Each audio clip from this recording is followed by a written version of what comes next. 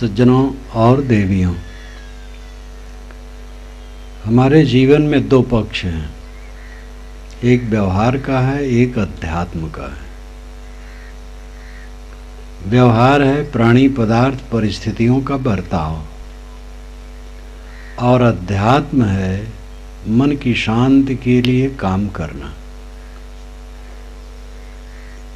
प्राणी पदार्थ परिस्थितियों का बर्ताव सब करते हैं, अध्यात्म का काम कोई बिरला करता है। किंतु प्राणी पदार्थ परिस्थितियों का जो बर्ताव हो रहा है वो बर्ताव अच्छा नहीं, इसलिए अशांति और बढ़ती है। प्राणी पदार्थ परिस्थिति ये तीन हर मनुष्य के सामने आते हैं। प्राणी हैं सचैतन्य, जैसे यहाँ ये सब प्राणी बैठे हैं। पदार्थ हैं अचैतन्य, जैसे शामियाना लगा है, दरिया बीच, ये सब पदार्थ हैं।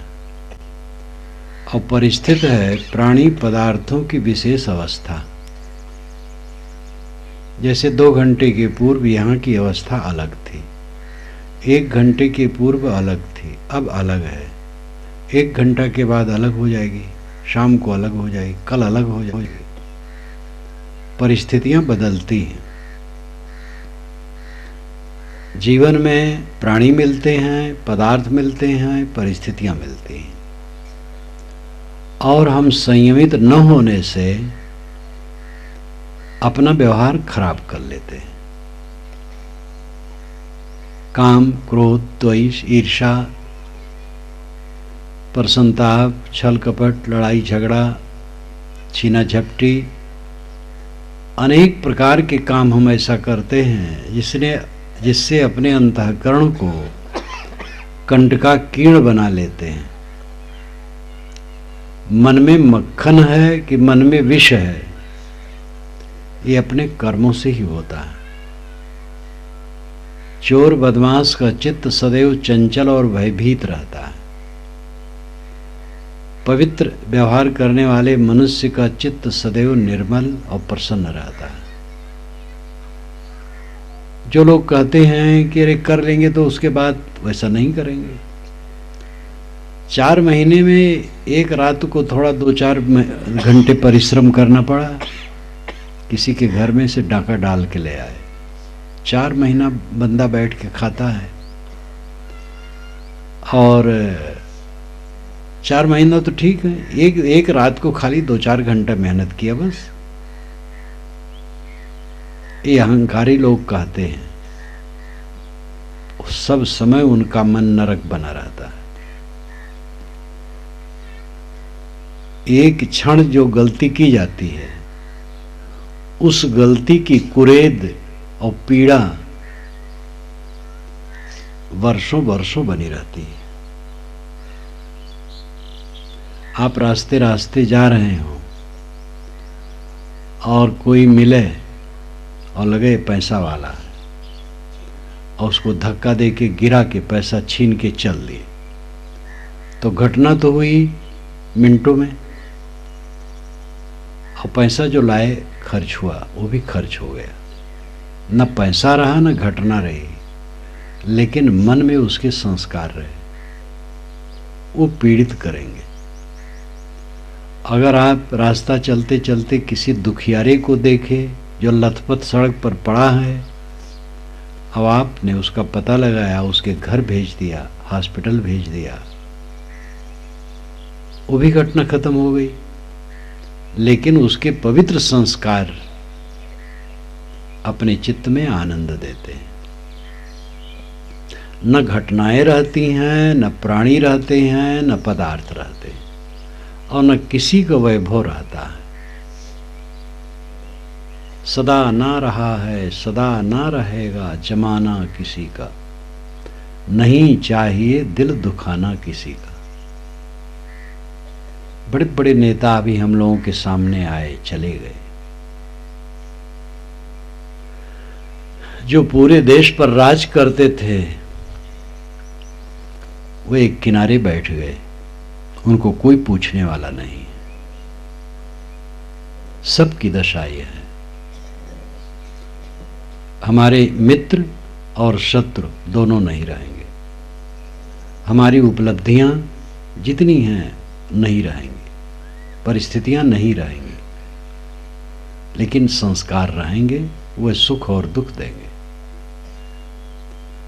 इसमें सावधानी बरतना, कुछ रहता नहीं है, संस्कार रहते हैं। इसलिए बड़ी सावधानी से काम करना चाहिए जिससे संस्कार खराब न हो। मेहनत मजदूरी करके आदमी खाए और जीवन को ठीक से बिताए, जीवन बीत जाएगा। और दूसरे छीन झपट करके खाए, मार करके खाए, तो भी जीवन बीत जाएगा। लेकिन दोनों में बहुत फर्क हो जाएगा। साहब की ये साखी प्रसिद्ध है, आए हैं सो जाएंगे, राजा रंग फकीर, एक सिंहासन चढ़ चला, एक बधा जंजीर। जो आए हैं सब जाएंगे, राजा रंग फकीर कोई भी हो। एक सिंहासन पर बैठ करके जाएगा, एक जंजीर में बंध के जाएगा। सिंहासन पर बैठ जाने का मतलब है पवित्र मन से जाना, और जंजीर में बंध के जाना है अनेक कुसंस्कारों से जकड़ करके जाना। इसी में जीवन का वारा न्यारा है। इसमें कोई पंथ और मत और संप्रदाय की बात नहीं है। सभी पंथ में अच्छे हैं और सभी पंथ में मध्यम है और खराब है। जहाँ पंथ संप्रदाय समाज है वहाँ एक दो तो नहीं है, लाखों लाखों हैं। तो उसमें कोई पंथ और संप्रदाय काम नहीं करेगा, कोई जाति काम नहीं करेगी। जो भावुक लोग हैं वो कहते हैं हमारी जात में सब अच्छे हैं, दूसरी जात में सब खराब हैं। हमारे गांव में सब खराब हैं, दूसरे गांव में अच्छे हैं। हमारे प्रदेश में सब अच्छे हैं, दूसरे प्रदेश में खराब हैं। ऐसा कहने वाले विवेकी नहीं। कबीर साहब ने कहा है, नग पसाण जग सकल है, पारख बिरला कोय। नगते उत्तम पारखी जग में बिरला होए। नग और पषाण ये सर्वत्र है। नग कहते हैं रत्न को और पषाण कहते हैं पत्थर को। रत्न और पत्थर सर्वत्र है, इसके पारखी बिरले हैं। अच्छे और बुरे सब जगह। इसलिए ये अहंकार करना और घृणा करना कि कहीं बहुत अच्छे हैं कहीं बहुत खराब है, बेकार की बात है। किसी संप्रदाय में कोई दीक्षित हो गया तो वहाँ सब अच्छे अच्छे हैं और दूसरे संप्रदाय वाले सब बुरे बुरे हैं, ये तो बिल्कुल ही बेअकली बात है। भीड़ जहाँ है वहाँ अच्छे बुरे सब होते हैं। अपने को अच्छा बनाना है। हर जीव का संबंध उसका अपने से है।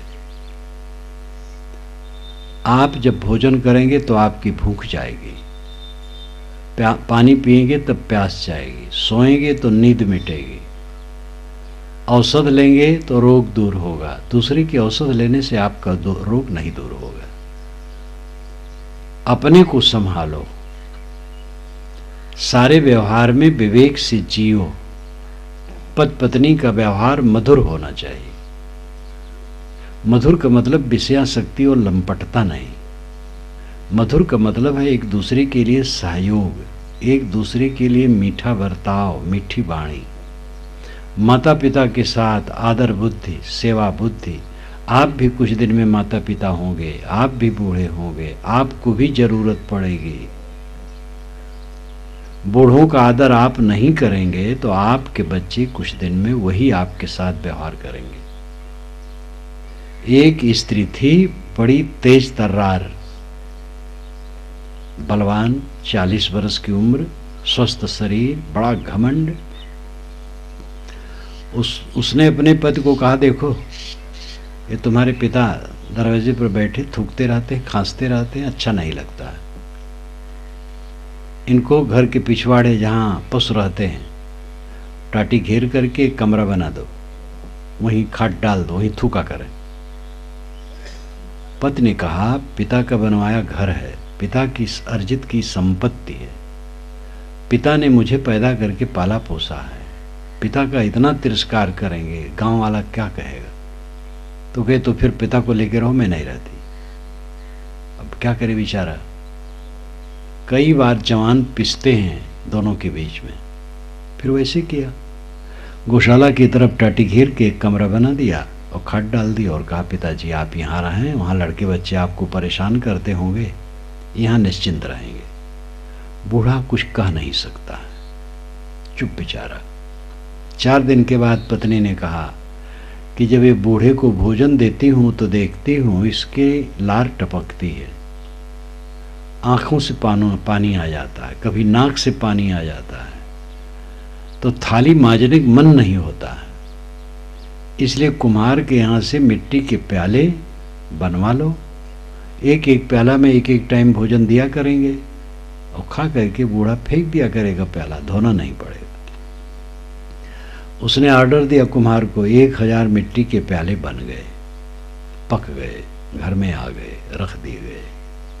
एक एक प्याला में दोनों टाइम भोजन दिया जाने लगा। वो भोजन कर लेता बूढ़ा तो अपने टाटी के घेरे से निकल करके पीछे डाल देता उसको जूठा प्याला। उस बूढ़े के पुत्र का पुत्र पौत्र 10 वर्ष का एक बड़ा मेधावी समझदार था, उसको बहुत बुरा लग रहा था। तो उन जूठे प्यालों को बूढ़ा जब डाले तो पौत्र उठा करके ले आवे, अपने कमरे में रख ले। 50 प्याले तह करके कायदे से रखा था। तो एक दिन उसका पिता उसके कमरे में गया, कहा, बेटा ये जूठे प्याले तू क्यों इकट्ठा करता है? उसने कहा, पिताजी आप धनी आदमी हैं, आपके पिता बूढ़े हुए और उनके लिए 1000 प्याले एक साथ बनवा लिए। आप बूढ़े होंगे, मैं जवान होऊंगा, इतना धनी न रहूं तो क्या करूंगा? इस सारे जूठे प्याले आपके बुढ़ापा के लिए रिजर्व रहेंगे। अब तो उसके पैर के नीचे की धरती सरकी और अपनी पत्नी से उसने कहा, पत्नी भी भयभीत हुई। फिर दोनों विचार किए और पिता को कमरे में लाके रखे और थाली में भोजन देने लगे। जो यहाँ बैठी हैं बहुएं, युवतियां हैं, ऐसी युवती नहीं रहेंगी, बुढ़ाएंगी, इनकी भी बहू आएगी। अगर ये अपने सासुओं के साथ सुंदर बर्ताव नहीं करती हैं तो इनको भी वही फल मिलेगा। माताएं हैं कितनी, अपनी पुत्रियों को बहुत प्यार देती हैं, लेकिन बहू के लिए प्यार नहीं है, कटु वचन है। और इनको समझना चाहिए कि इनके बुढ़ापा में इनकी सेवा बहू करेगी, बेटी नहीं करेगी। बेटी तो अपने घर रहेगी, बहुत बुलाएंगी तो एक दिन के लिए आ जाएगी बस। जो बहू असली बेटी है उसको बेटी नहीं मानती, अपनी बेटी तो अलग चली जाती है। बहू ही बेटी बनती है जो अंतिम सांस तक के लिए रहती है। और माताओं की गाफिली ऐसी है कि बहुओं को पुत्री नहीं मानते। अपनी पुत्री को तो मानती हैं कि जहां जाए वहां पुत्री मानी जाए, लेकिन दूसरे की पुत्री उनके पास आई है तो वे पुत्री नहीं मानती है। तो आपकी पुत्री कहीं पुत्री कैसे मानी जाएगी? अपनी बहुओं को पुत्री मानो, प्यार करो तो आपका बुढ़ापा सुखद होगा। और फिर आपके बच्चे सीखेंगे। पति और पत्नी परस्पर सुंदर व्यवहार करते हैं तो 3 पीढ़ियों का हित होता है। ध्यान दीजिएगा, कोई पति पत्नी है आपस में प्रेम का व्यवहार करते हैं, मधुर हैं, तो ऐसा मधुर मन वाले अपने माँ बाप की बूढ़ों की सेवा करेंगे जो घर में होंगे, और उनके जो बच्चे होंगे वे अपने माता पिता के सुंदर बर्ताव से प्रभावित होंगे। तो ऊपर की पीढ़ी सुविधा पाएगी, सेवा पाएगी, और नीचे की पीढ़ी अच्छे संस्कार पाएगी। 3 पीढ़ियों का हित होता है। और जिस घर में पति पत्नी में कलह है, बात बात में एक दूसरे का विरोध है, तो माँ बाप की सेवा नहीं होती है और बच्चों को अच्छे संस्कार नहीं मिलते हैं। गृहस्थी सभी आश्रमों की माँ है, यहीं से ब्रह्मचारी निकलते हैं, यहीं से विरक्त निकलते हैं, यहीं से गृहस्थ निकलते हैं, यहीं से नेता निकलते हैं, कलाकार निकलते हैं, शूरवीर निकलते हैं, संत निकलते हैं। गृहस्थी में से ही सब पैदा होते हैं, सबको संस्कार मिलते हैं, सब आगे बढ़ते हैं।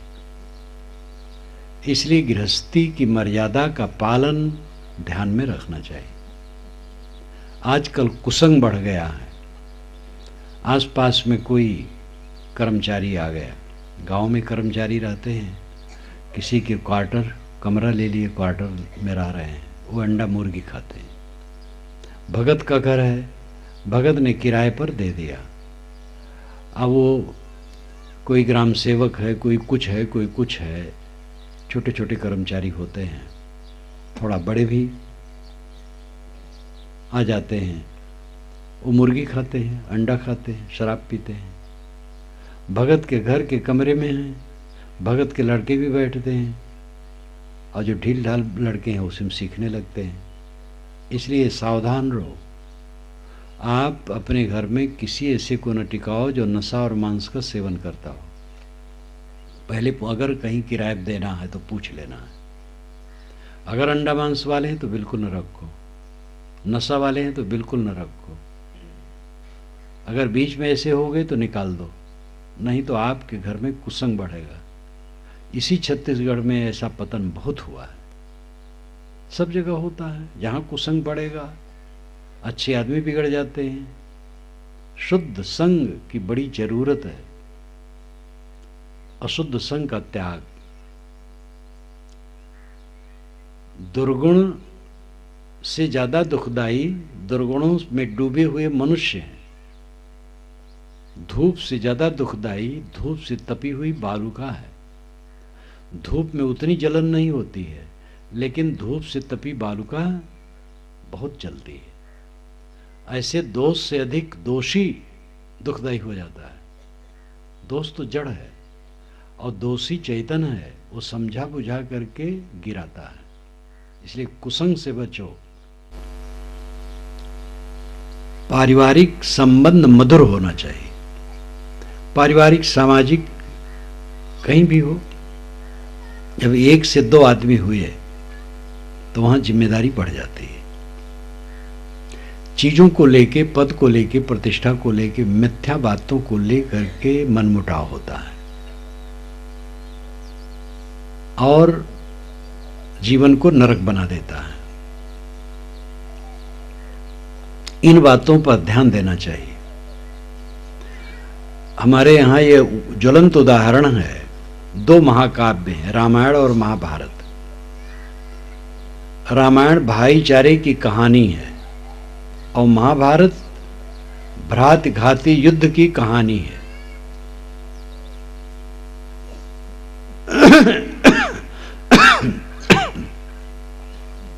राम ने राज पाया लेकिन विघ्न पड़ा तो उसको तृण के समान त्याग करके चल दिए। वे चाहते राज तो रुक जाते, फिर उन्हीं का राज्य होता, लेकिन तृण के समान त्याग करके चल दिए। भरत को राज्य मिल गया था लेकिन उसका भोग वो नहीं किए, राम के चरणों में चढ़ा दिए। नहीं वो लौटे तो उन्होंने केवल सेवा की, भोग नहीं किया। इस प्रकार राम और भरत के बीच में अयोध्या का राज कंदुक बन गया, गेंद। दोनों ने ठुकरा दिया। ये ऊंचा आदर्श है। महाभारत में कौरव पांडव राज्य के लिए कट के मर गए। दादा, चाचा, काका, मामा, नाना सबको काटे। गुरु इतनी विवेकहीन बात किए कि 18 दिन के युद्ध में भारत का पतन हो गया। एक महाकाव्य भ्रातिघाती युद्ध का है महाभारत। रामायण भाईचारे की कहानी की है।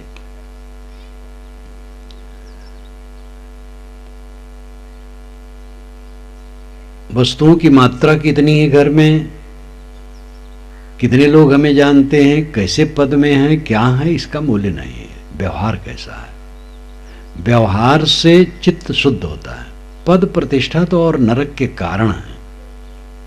तप से राज, राज से नरक। ये प्रसिद्ध कहावत है, इधर भी शायद एक चलती होगी, अवध क्षेत्र में एक कहावत चलती है, तप से राज, राज से नरक। कुछ मेहनत करते हैं लोग तो पद पा जाते हैं, राज पा जाते हैं, और राज पाए और भूले, शराब से भयंकर शराब पिए, फिर वे अपनी दशा में नहीं रहते हैं। एक सरपंच बन जाते हैं आदमी, कितना लोग अपने को संभालते हैं। एक जगह मध्य प्रदेश में कार्यक्रम था बड़े बाजार में, तो वहाँ हमें करीब करीब सभी लोग जानते हैं, कई बार जाना हुआ। चुनाव था नगर प्रमुख का, तो अधिकतम लोग आए मिलने के लिए। मैंने सबको कहा मेहनत करो, सेवा करो, बस किसी को नहीं कहा तुम जीत जाओगे। तो एक सज्जन हमारे पास बैठे रहे, कहे साहब आप किसी को आशीर्वाद नहीं देते हैं। मैंने कहा आशीर्वाद क्या दूं? आशीर्वाद तो दे रहा हूं, मेहनत करो, सेवा करो, यही आशीर्वाद है। और जो पद पाएगा वो अगर संभालेगा नहीं अपने को तो अपना दुर्भाग्य पैदा करेगा। पद पा गया, पैसा आता है, पैसा का घोटाला करेगा, पक्षपात करेगा। आजकल ये पक्षपात बहुत चल रहा है। गांव में सड़क बनवाना है तो हम भाजपा के हैं और हम पद पर हैं, तो जिधर भाजपाई ज़्यादा रहते उधर बढ़िया बनवा दिया, जिधर भाजपाई नहीं रहते उधर नहीं बनवाया। ऐसे बाजारों की बात हो जाती है। कांग्रेसी हैं तो कांग्रेसी ने ऐसा किया तो ये नरक किया। जब तक चुनाव लड़ें तब तक ठीक है, अपना प्रचार करें और दूसरे को डाउन करने के लिए छल कपट राजनीति में चलते ही करें, ठीक है। लेकिन जब चुनाव हो जाए और जो जीत जाए वो सबका सेवक है, मालिक नहीं है। मालिक मानना महाज्ञान है। ये मंत्री आपके चरणरज हैं, सेवक हैं। लेकिन ये चरणरज कहाँ बनते हैं? जब वोट का होता है तो जगह जगह दीन होकर के पैर छूते हैं, और जहां पद पाए तो जाओ तो मिलना मुश्किल है। तो ये सब जितने पद वाले हैं आपके चरण सेवक हैं, उन्हें खुद अपने को मानना चाहिए। आप न माने, उनको मानना चाहिए। लेकिन पद पा करके ये कहाँ मानते हैं, दुरुपयोग करते हैं। तो पद कोई हितकारी नहीं है, प्रतिष्ठा कोई हितकारी नहीं, वैभव कभी हितकारी नहीं है। दीन, गरीबी, बंदगी, समता, शील स्वभाव, ये सब की जरूरत है। तरने को है दीनता, डूबन को अभिमान। हम जितनी वस्तुओं, व्यक्तियों, परिस्थितियों से जुड़ते हैं उतना भटकने का चांस आता है। अगर सावधान है तो बहुत बढ़िया, नहीं तो भटकने का चांस है। जितना कम जुड़ते हैं कम चांस रहता है। विवेक नहीं है तो कम में भी डूबे रहते हैं, विवेक है तो ज्यादा में भी लोग संभाल लेते हैं। लेकिन दुनिया की वस्तुओं से ज्यादा जुड़े तो कोई आध्यात्मिक लाभ उसमें नहीं है। सावधान न रहे तो नरक है। अवंत में किसी के साथ कुछ नहीं, जहां का तहां छुट जाई हैं, तन पिजरा नाई हैं, साथ पंछी उड़ जाई हैं। इसलिए देखो अभी भजन जो गाया गया था तो उसमें आया, जीत की हार अभी बाकी है, धार अभी बाकी है, पार अभी बाकी है। जवानी में जीत, बुढ़ापा में हार। जवानी में आदमी घर भर को डांटे रहता है, गर्म रहता है और सब पर शासन करता है। बूढ़ा हुआ एक किनारे बैठ गया, कोई पूछता नहीं। लड़के बच्चे भी जब कहीं बूढ़ा 2 बार पूछ लिया क्या बात है तो डांट देते, तुम नहीं समझ पाते हो, चुपचाप बैठे रहो। बूढ़ों को और तिरस्कार लोग करते हैं। जीत की हार, जवानी में जीत, बुढ़ापा में हार। बुढ़ापा में जीत तब होगी जब आप अपने मन को संयमित करें, मन को संभाल लें। बाल बच्चों की सेवा करें, ठीक है, जब आप पैदा किए हैं तो सेवा करना पड़ेगा। सेवा करें, स्नेह दें, शुद्ध भाव रखें। वे जवान हो गए, काम धंधा उनको सौंप दें, वो काम करें। अब आप निवृत्ति लें, शांत लें, साधना में लगें। शौक श्रृंगार की कामना छोड़ दें, खाने पीने की कामना छोड़ दें, जो मिले उसमें संतुष्ट रहें। ये चीज़ चाहिए, इसकी कोई इच्छा न करें। जो खाने को मिल जाए खा ले, जो पहनने को मिल जाए पहन ले, और बाल बच्चों द्वारा सत्कार मिले धन्यवाद दे, कदाचित तिरस्कार मिले तो भी धन्यवाद दे। शिकायत करना छोड़ दें।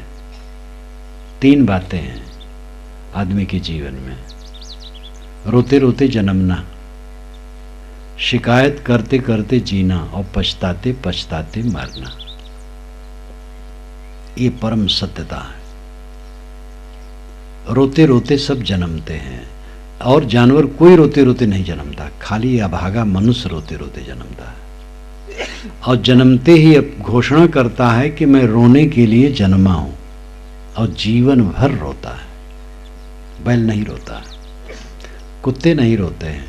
कुत्ते कभी वो करते हैं रोना रूप, लेकिन वो कोई शोक मोह को लेकर के नहीं, उनकी एक आवाज है। कोई जानवर नहीं रोता है, आदमी रोता है। आंसू बहा के रोता वो अलग, बिना आंसू के रोता है। चुप के रोने वाले। रोना क्या है? शिकायत करना। एक रोना तो जन्म से रोया, जन्म में रोया, रोते रोते जन्मा, और पीछे शिकायत करना शुरू। पत्नी की शिकायत, पति की शिकायत, माता पिता की शिकायत, पुत्र की शिकायत, पड़ोसी की शिकायत, समधी की शिकायत, समधिन की शिकायत, लम्धी की शिकायत, मित्र की शिकायत, जो हमारे चारों तरफ हैं सब की शिकायत। बहू की शिकायत तो सास की शिकायत, देवरान जेठान की परस्पर शिकायत, ननद भोज एक दूसरे की शिकायत। ननद का तो अर्थ ही ना आनंद। ननद को भाभी से आनंद नहीं। ननद अपनी माँ के दल में, बहू अलग, तो ननद भावज का झगड़ा। लेकिन नंदे समझ लें, जब अपने ससुराल में वो जाएंगी तब उनको भी ननद मिलेंगे, तो उनसे उनको संताप मिलेगा।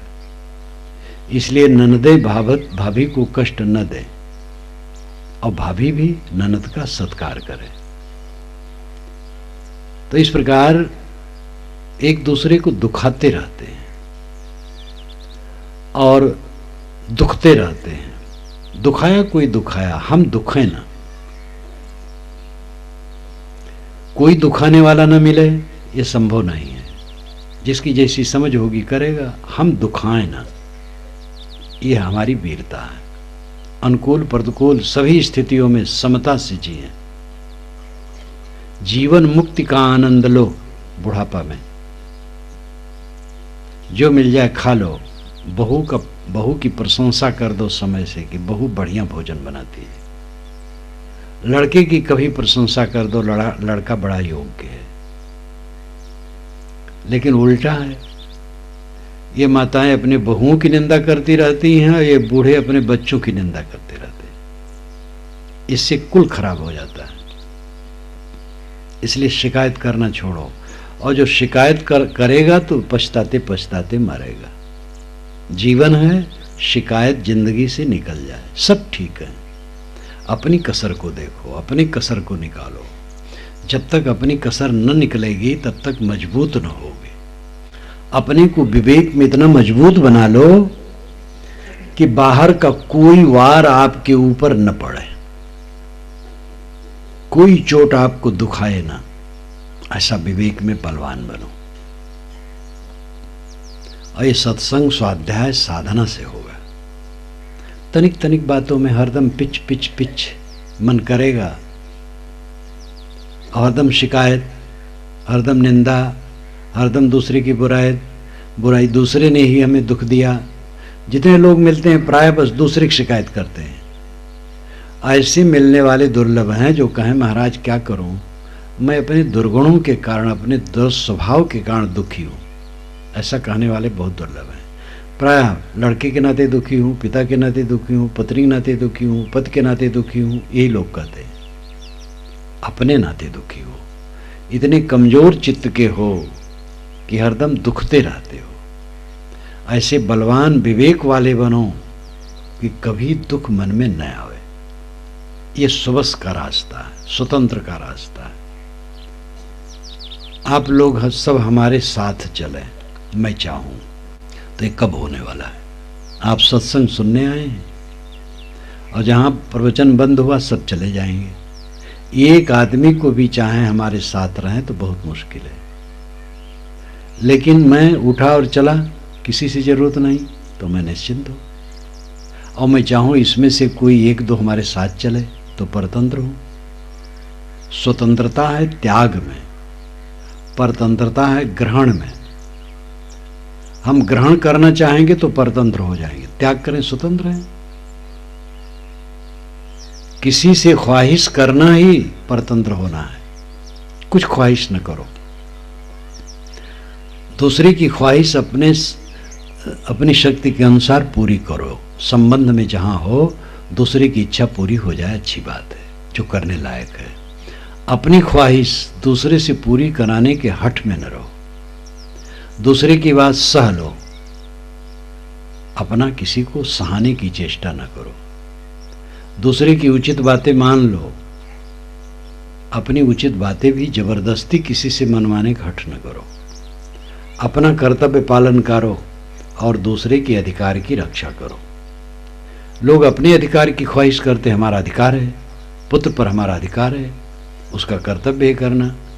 ऐसा सोचो कि पुत्र का अधिकार है, मेरा कर्तव्य है उसकी रक्षा करना। दूसरे के अधिकार और अपने कर्तव्य को देखो, स्वयं सहो, दूसरे को न सहाने की चेष्टा करो।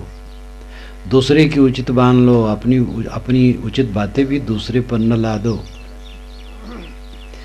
इस आचरण से परिवार में, समाज में, संबंध में समरसता आएगी, शांति आएगी। सुख बहुत सस्ता है, बहुत महंगा नहीं है। जो असली सुख है बहुत सस्ता है।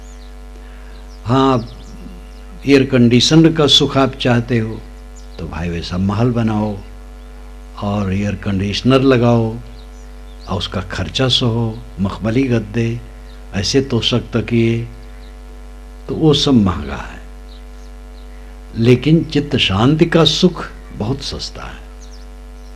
अगर मखमली गद्दे हैं, एयर कंडीशनर है, महल है तो, झोपड़ी है तो, चटाई है तो, दरी है और गद्दे हैं तो, जैसे है।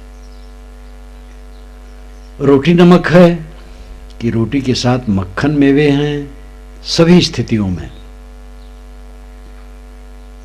जो अपने मन को शुद्ध रखता है और संतोष रखता है और सहन रखता है, वो सब समय सुखी रहता है। और जो अपने मन में संतोष नहीं रखता, सहन नहीं रखता, वो कभी सुखी नहीं होता है। चीजों को बटोर करके आज तक कोई सुखी नहीं हुआ है।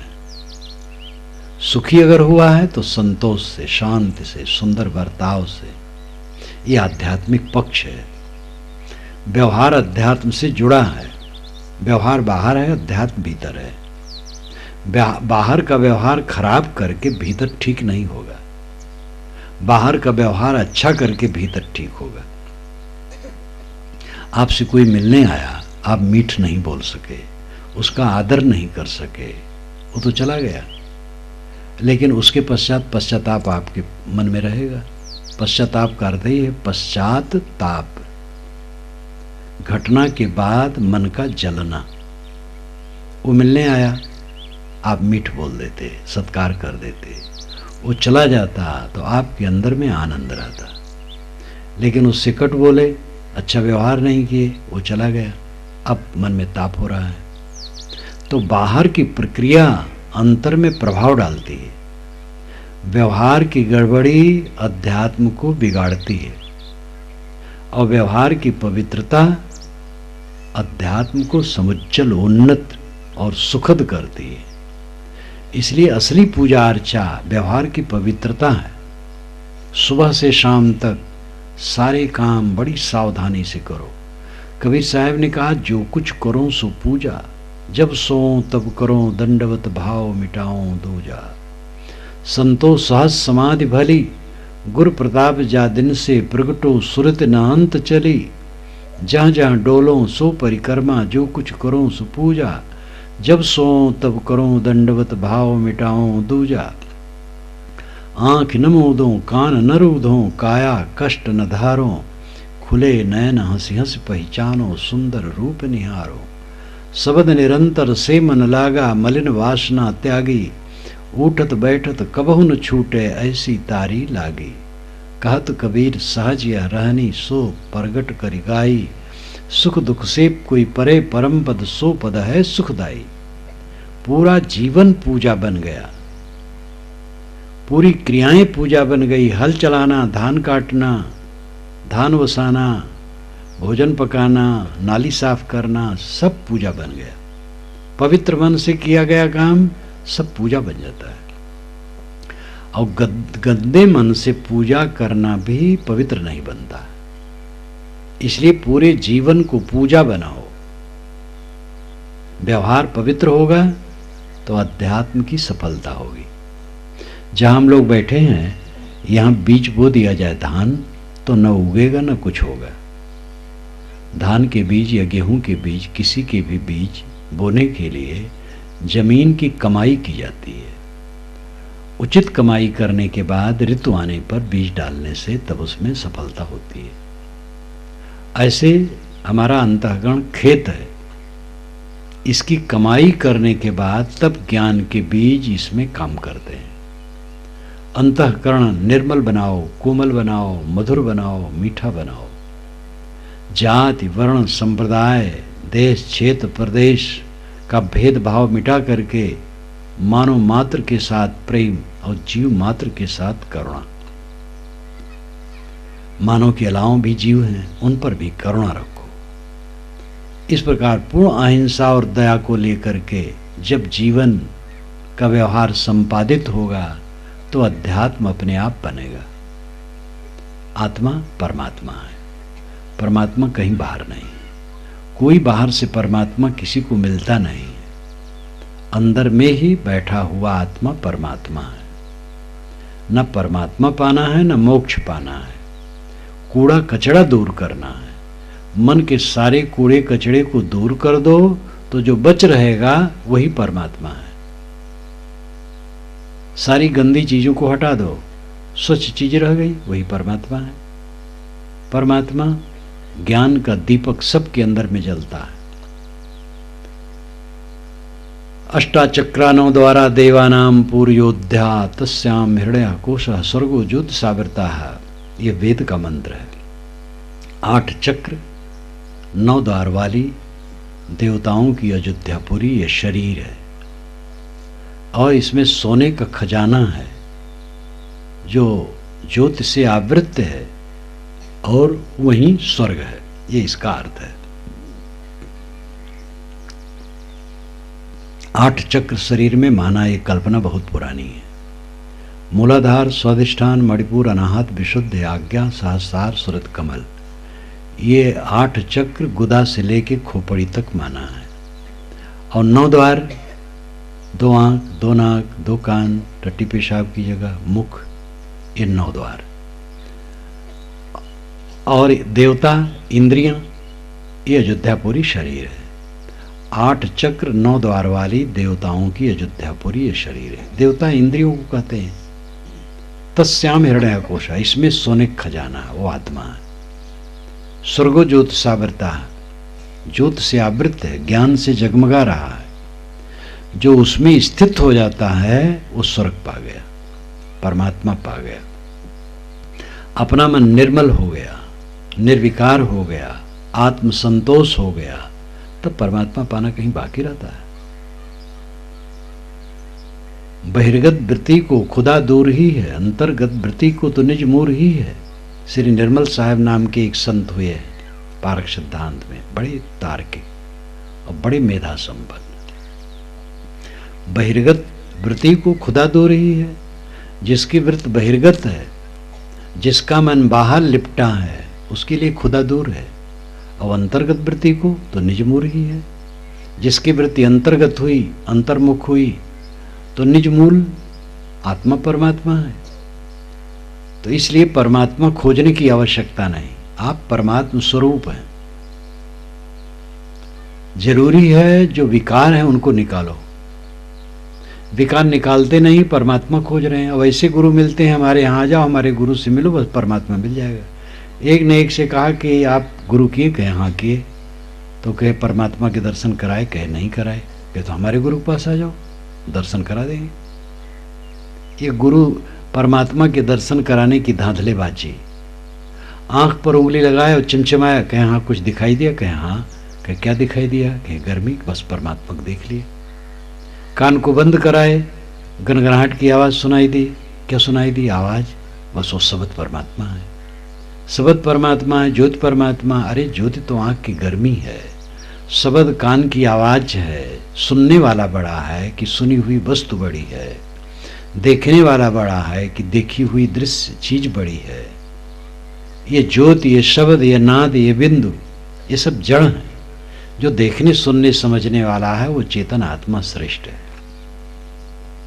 ये चेतन आत्मा ही परमात्मा है, इसको पाना नहीं है क्योंकि ये कभी छुटा ही नहीं है। एक युवक ने एक बार मुझसे पूछा कि महाराज परमात्मा कब मिलेगा? तो मैंने कहा परमात्मा की बिछुड़ने की तारीख तुम बताओ तो मिलने की तारीख मैं बताऊं। तो कुछ नहीं बता पाया। परमात्मा बिछुड़ा हो तो मिलने की बात है, वो बिछुड़ा ही नहीं है। हमारा मन ही दुनियादारी में लिपटा है तो परमात्मा का अनुभव नहीं होता है। जरूरी है मन के मैल को धो, जिससे हमारा जीवन स्वर्ग में दिव्य बने, तो अंदर स्वर्ग घटित होगा। आपको धन्यवाद देते हुए मैं अपनी वाणी को विराम देता हूं।